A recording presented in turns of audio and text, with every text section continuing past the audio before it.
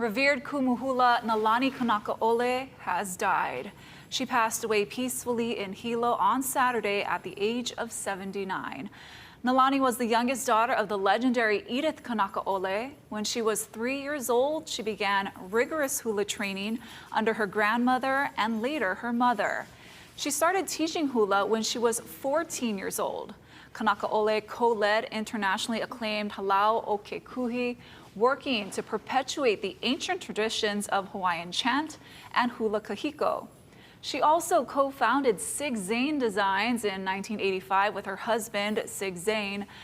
Just last November, the Hawaii Academy of Recording Arts selected Nalani and her sister Pualani among this year's distinguished honorees. Details on memorial services are pending.